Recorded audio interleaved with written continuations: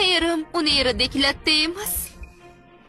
Nega bunday deyapsiz? Chunki bu haqiqat, Shen xonim. Hammangiz ko'rdingiz. Erim doim band, yuqori lavozimda bo'lishiga qaramay, u doim o'z maqsadlariga erishish uchun ishlaydi. Ba'zilarga o'xshab, har kuni arzon tuxum olish uchun supermarketga yugurmaydi. Shunday emasmi? So xonim, oilamizning qanday yashayotgani sizni tashvishga solmasin. Kambag'al bo'lishimiz mumkin, lekin bu kamsitish kerak degani emas. Kamsitishmi yoki yo'qmi? Uyda tintuv o'tkazishimiz kerak. Axir insonning asl kimligi aynan kundalik hayotda ko'rinadi. Xuddi shunday. Jur'atingiz yetadimi? Qara, vaziyat keskinlashyapti. Janjal chiqyapti. Tushunmadim. Nega o'zingizni bunday tutyapsiz? Noto'g'ri gapiryapmizmi?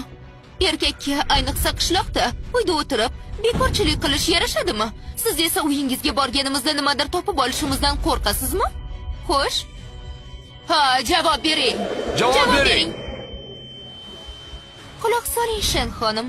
Agar uyingizdagi barcha kirdikorlar fosh bo'lishini istamasangiz, yaxshisi qatnashishdan voz keching. Aqalli ahmoq eringizni obro'sini saqlab To'g'ri. Chindan ham shunday qilmoqchimisiz? Uyimizning ahvoli yaxshi emas.